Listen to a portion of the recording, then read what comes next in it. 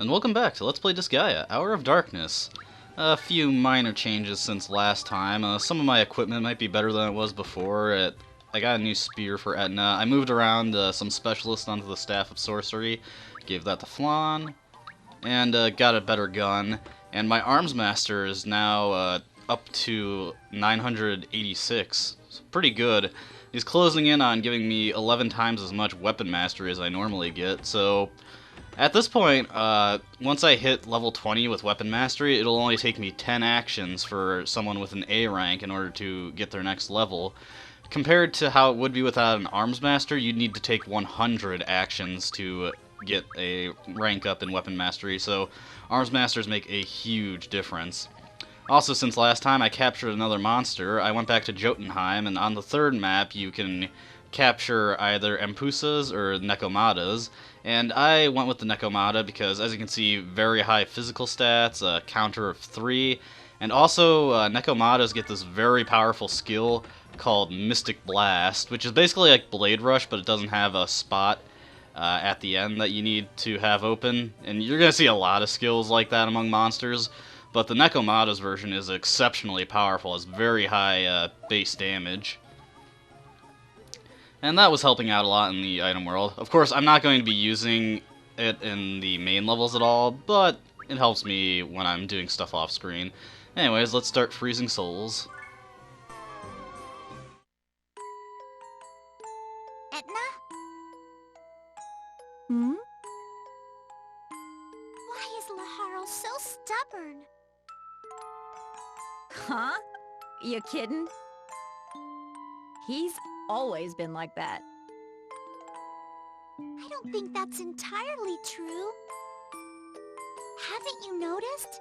His emotions are slowly changing. I thought that he'd finally awoken to the power of love. Oh, so that's why you were so angry. Yes. That's the demon for you. You seem to have your hopes pretty high, but don't you think that asking for love from a demon is a bit ridiculous? You think so? Well, the prince's case is a bit unique. Unique? Yep. You see, his mother, the queen, was an eccentric person. She was always talking about love and kindness. That's not weird at all. Well, I didn't hate her, but I guess she couldn't help it, being a human and all. A human? Yep. She was a witch who came here to study. The king fell in love with her at first sight, and eventually the prince was born. Yada, yada, yada. Is that so? Oh, she was always saying things like, demons can love too. Whenever the prince did something bad, she would scold him because she wanted to raise him to be a kind boy. Maybe you remind him of his mother, Flan. If he was raised that way, why is he like this now? The queen died. Huh? A long time ago, the prince was infected with a rare disease that even the king couldn't cure. There was only one way to save him. Which was? The life of one who loved him. Then? That's right. The queen took her own life, despite the king's efforts to stop her. It was at that point that the prince started to hate love and kindness. How sad. So unless his hatred fades, Laharl will have to live the rest of his life without love. Oh, that's just not fair. Maybe so. But I don't think that he's intentionally trying to hate love. Hatred isn't something that just disappears that easily, is it? Maybe you were a bit rough on him today.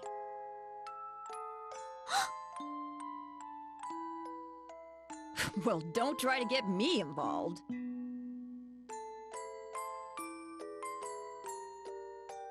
So we learn a little bit about why Laharl is so anti-optimistic. A little bit of interesting backstory there. Well, this is a kind of interesting map. Got these archers and these mages back here on attacks +1 and enemy boost ×3. So obviously if we try to aggress on them right now, we're just going to get slaughtered. But the geo boost symbols are actually right over here for once, so we can destroy them pretty close to when we start and not have to worry about them when we actually make our move on those guys. One thing I wanted to mention about attack plus geo symbols in this game is that they do not work for special skills, but they do work for magic skills. Kind of on the reasoning that magic is sort of like basic attacks for mages. So even stuff at like the Mega Fire level will still be used with the attack plus. I believe in all games after this, attack plus does affect all normal skills. Anyways, this was a skill that I really wanted to show off, the new sword skill, Wing Slayer. It hits a 3x3 space and only requires two spaces behind you there's an open spot. This is a really good skill because 3x3 is one of the best area of effects you can get in the game. And the only other skill that I remember that has this 3x3 effect, while it doesn't have the movement restriction, it does have a fire elemental which can stifle its damage a bit. Alright, we'll have can't really get anyone in too far, so I'll have Spike defend. This guy is weak to fire, so I'll have Flan take him out. May as well get in 2 hits while I'm at it.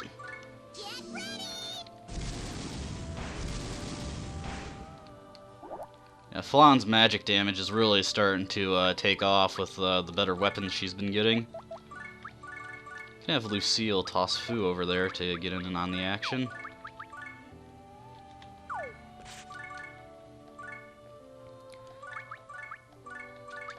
Not gonna use Dark Cannon to destroy those geosymbols. One, because the terrain probably wouldn't allow me to. It's very strange in how it's laid out. And 2, it's not really necessary since it's pretty much right next to where we've spawned from, so not worth the effort it is to try and take it out. I think Bullet Storm will hit this guy. Yes, it will.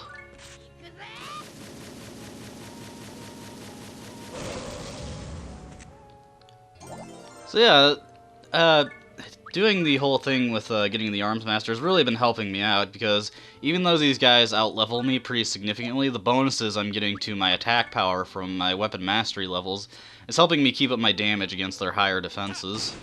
It's a good thing Fu has a lot of HP though, because not much I can do to help her with that.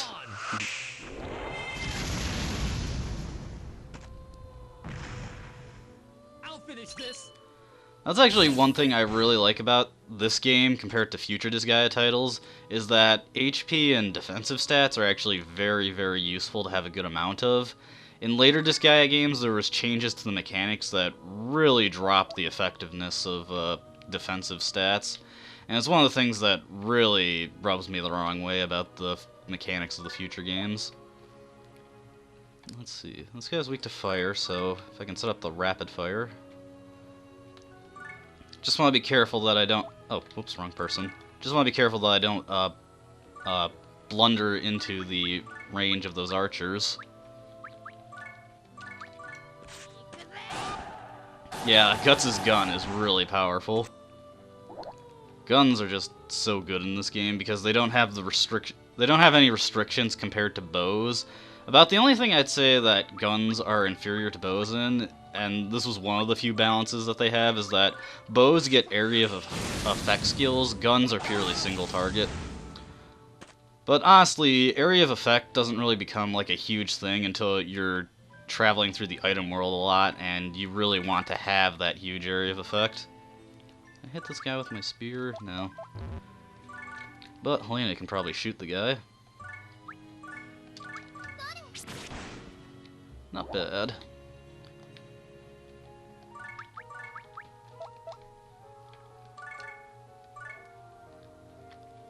I need to work on the cleric I made for Flan, because the cleric is still pretty weak, and while heal is still decent for this point in the game, as you can see, it's not going to last that long as a useful spell forever, so gotta find a way to replace it eventually. Let's get Braveheart, and then once I take out this guy, next turn I can take out this Geofx and throw down the attack minus. Oh, I am an idiot. Just wasted my turn. I tend to forget that in this game, when you have an action queued and you're unable to complete it, the game just cancels it and takes away your turns, because this is the only game in the series where that happens. Later games, they realize, wait, that's kind of silly, we should change that.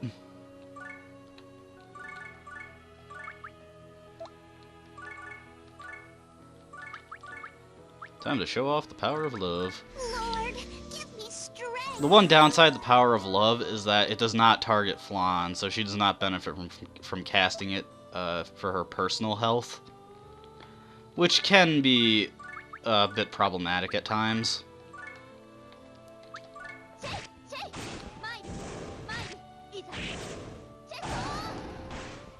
Violent Storm has a really cool animation. I like using that attack a lot. This guy is resistant to fire. Trying to think of the best way to approach him.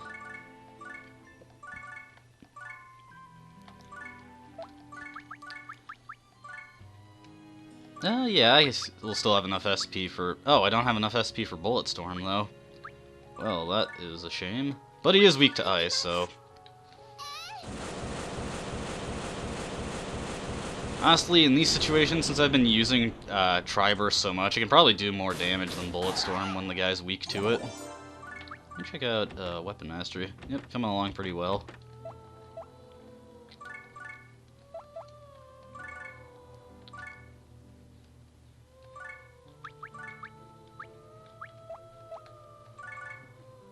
Okay, finally take out these Geo effects. Now you can destroy this guy.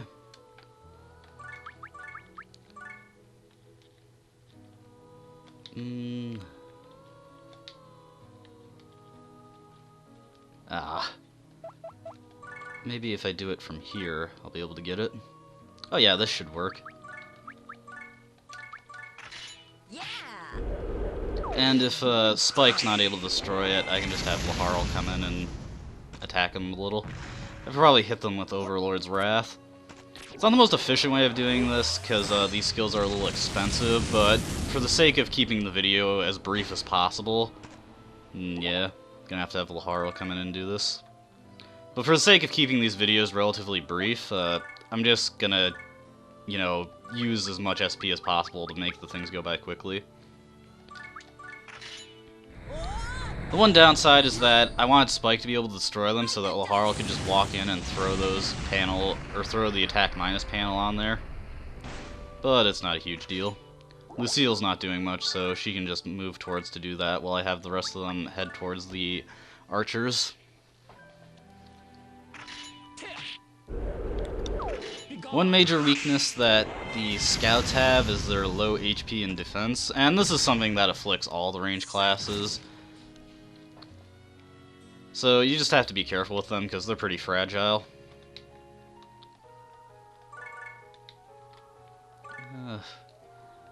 Low movement range, but I think I should be able to do a diagonal throw for this. Okay.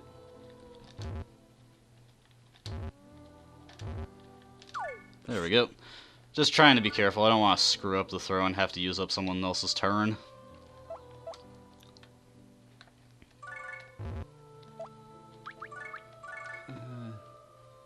These guys are both weak to wind. You know what? Since Helena doesn't do too much damage herself, I can just Throw that guy there and then get 2 for the price of 1. Or, well, not exactly the price of 1. More like 2 for the price of 3 Giga-Wind spells, but I get it off in 1 turn. There we go. Yeah, that's just an example of how powerful Flan is if you put the effort into raising her up. Alright, I'll have Laharl and Spike move around to the other side to try and take these guys out. Luckily now they're really weak.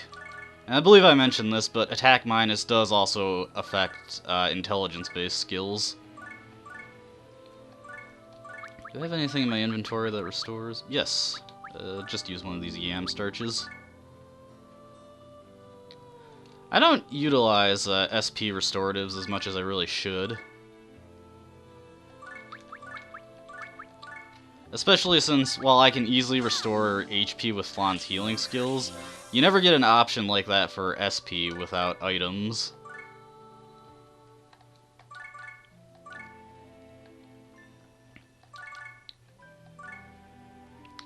And here's my least favorite part of any tactical RPG, is just having to move your units up to combat. This has always been one of the things that has annoyed me about strategic RPGs, is that oftentimes, a lot of the time you spend on map is just going to be moving your allies into position. One game that I actually kind of liked a lot when I played it, but really annoyed me with that, was Shining Force. It was a really fun game, but they absolutely loved maps with huge movement penalties, and all of the units that got around movement penalties had really bad stats. It was pretty annoying. It was a shame, because it was otherwise a really good game. Anyways, I'm lifting the Laharl band just to make things go faster. This will probably wreck these guys. Oh yeah. That is good.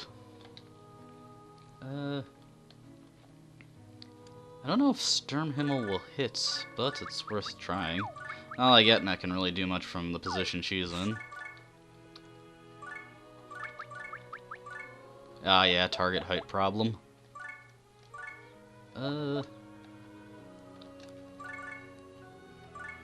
can probably hit them with a Dark Flash, except Laharl's in the way, never mind. Flan, I guess you're gonna have to destroy these ones.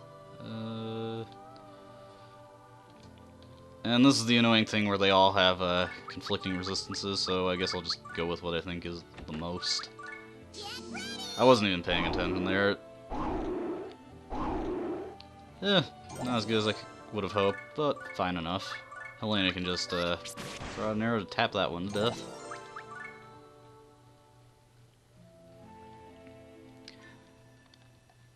This is the one thing that I was worried about when starting this Let's Play. Just, there's some maps that no matter what you do, they're gonna be pretty slow.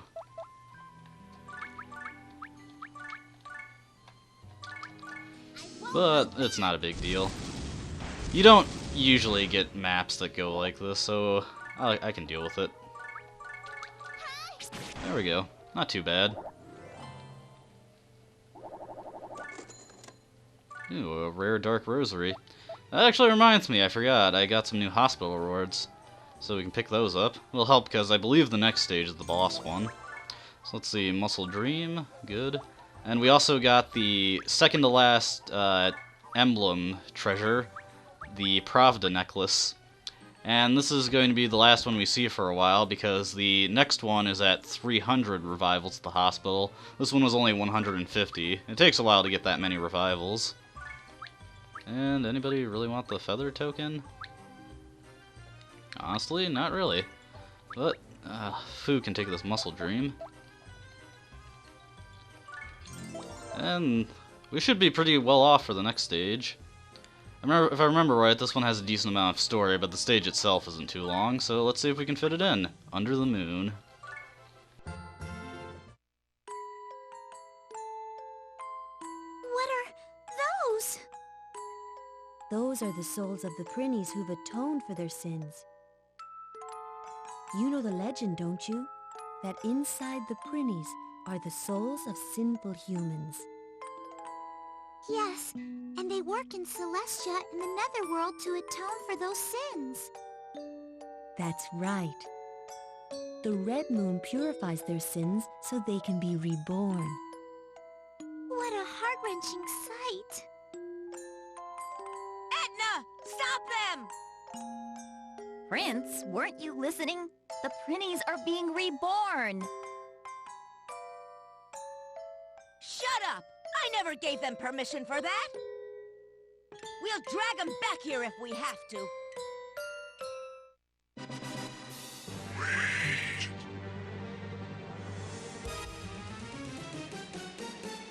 Who are you?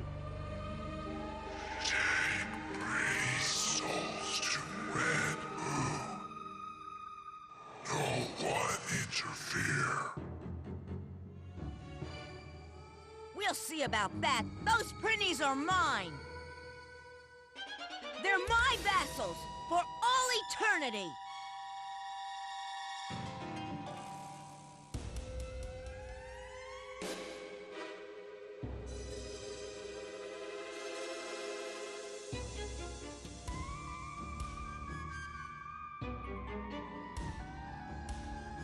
It looks like Laharl's stubbornness has hit a new level. Even though he knows what's going on, he just won't swallow his pride and let the Prinnys revive. But we'll see what happens. We have to take on these guys now. So, these are all just standard enemies, actually. This Chernabog in the back is flagged as the boss character, but he's not really that much stronger than the standard nightmares that are at the front. In fact, this is in general a pretty easy stage. There's no geo effects you have to worry about. Just the only thing you want to be careful of is that these guys have a lot of area of effect attacks, so they like to peg you with those. I'll have Laharl draw some fire away. Quite literally, as I remember they really like using Fire Dance. It's another Blade Rush style attack, but this one hits 4 spaces instead of 3.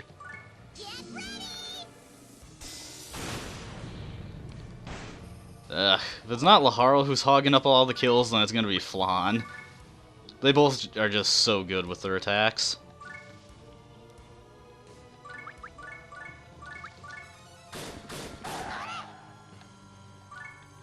But otherwise, this is a relatively easy fight, honestly.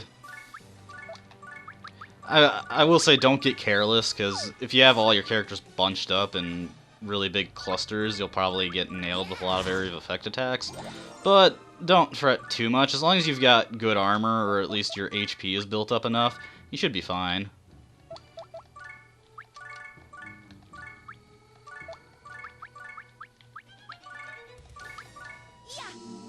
I just noticed I've been having some really rotten luck with getting Spike to be able to fight. His best attacks have always been blocked with their range. It's kind of funny, like, I've been having better luck with Etna, getting her awkward to use attacks to connect. But Spike, who I've sung more praises of fists than I have of spears, I've not really been showing that off too much.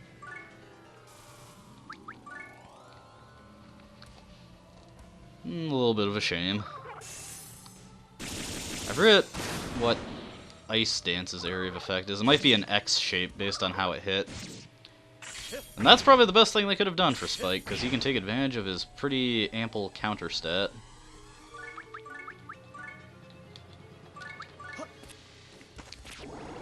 It's nice to have the amount of SP to use Lion's Roar pretty frequently. It's the only other area of effect option that Fist users have. Their last one comes at level 20. And I guess I'll have Etna come up, and I can probably take this guy out with a regular attack. Yep.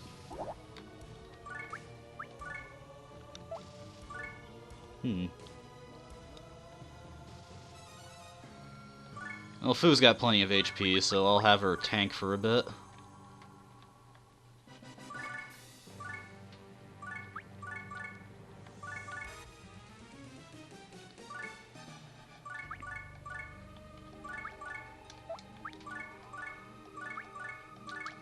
Okay. There we go. I was just having Guts do that just in case Helena couldn't get it, but between the new weapon I've got her, the glasses, and the horse wiener, Helena's damage is pretty solid, actually. It just goes to show that even though bow users have problems, they're not unusable. One thing that I've never shown off is this little character option on the menu thing. Here you can just see who's deployed, both your allies and the enemies, and it's an easy way to check all of their stats. I don't use it too much because it's not hugely necessary. I generally only need to know like what enemy statistics are when I'm actually going to face them. But if you want to like plan ahead and see what everyone is capable of, or just scout out for the half damage bug really easily, that's something you can do.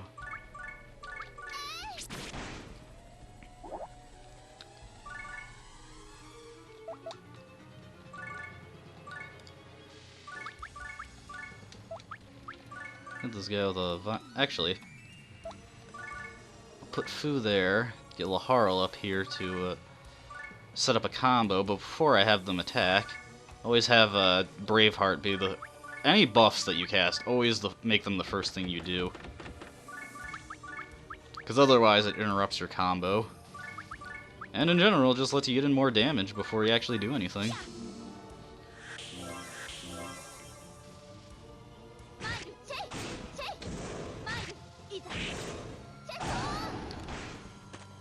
Yeah, axes just have amazing damage once they start to get a lot stronger.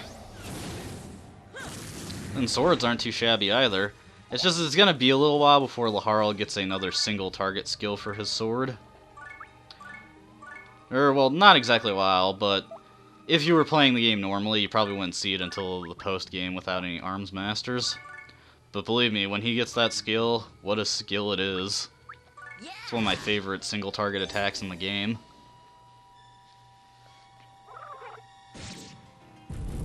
Alright, let's hope Spike's evasion kicks in for him here. Ah. Not on the person it counted for. You know what, I'll have Etna take this guy out. Can I get Avalanche to connect? Yes, I can. And just throw up a Braveheart for safety's sake. Since Lucille herself can't do too much damage, I don't mind just having her cast Braveheart constantly, because it makes my best fighters just all that more effective.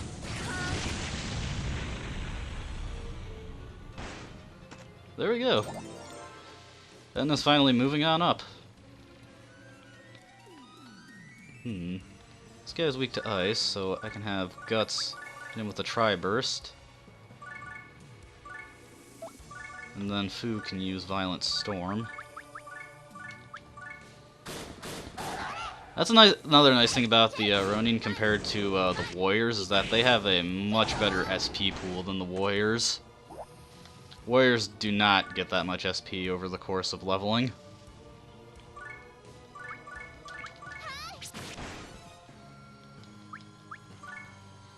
I could have had Laharl take an action there, but like I said, he's still quite a bit ahead of the rest of my characters, so I just want my weaker characters to get some kills in.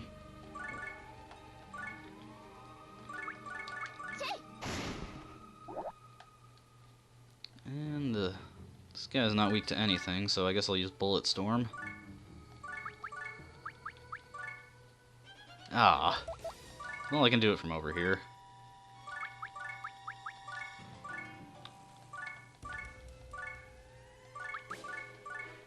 Hit him with Impaler. Can I get Delta Split? Yes, I can! Delta Split's got such a weird area of effect. It can be pretty hard to use in a lot of stages just because the terrain doesn't really allow it.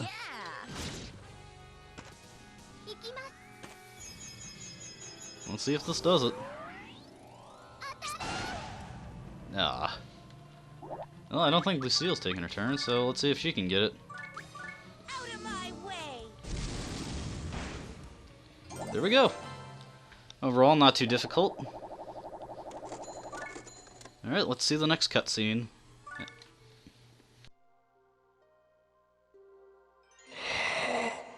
Why are you interfering with work? Work?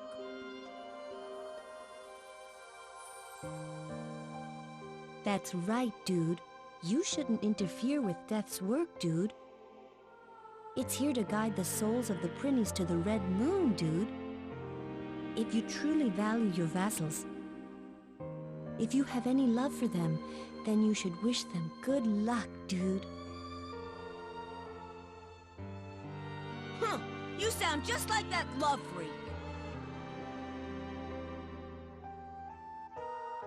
It's what's best for their sake? That's right, dude. I see.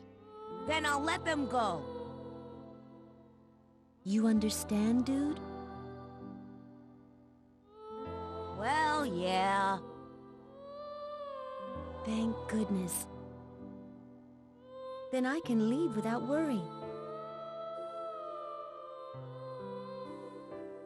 Wait!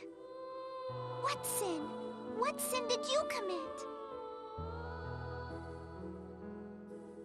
I took my own life. Taking your own life is a grave sin. Why would you?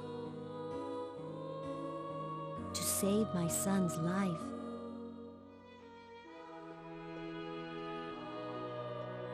Because of my death, my son shut away his feelings.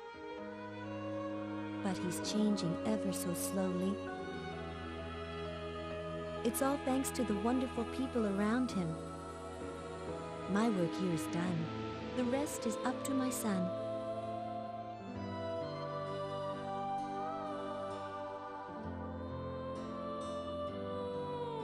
You're just going to leave? Not even a goodbye? Despite how much you love him? What cruel words you speak.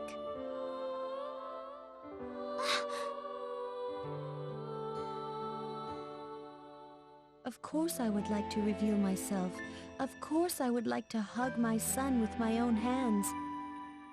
But if we are destined to part again, then wouldn't it be better to watch from afar and leave without a single word? He has suffered enough already. My silence is how I show my love. I'm sorry. I tried to push my idea of love onto you without considering your reasons, without considering your feelings. I'm sorry. Prince, you've met a wonderful person, dude. Prince, take care. Blonde, Etna, take care of him for me. Goodbye.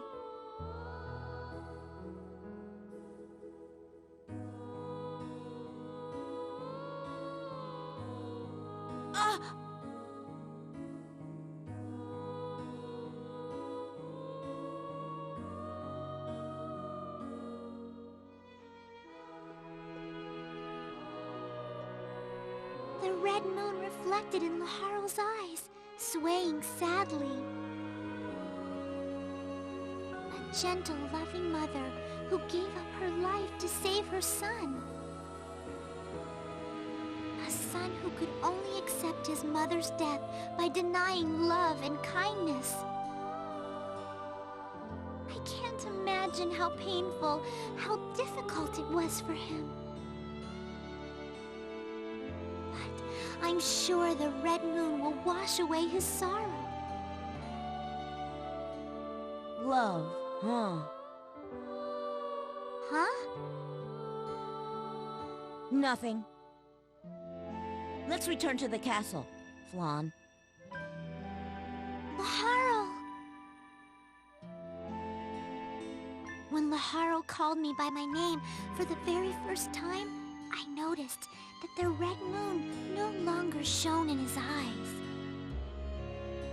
I'll always remember this sad tale of a mother and her son.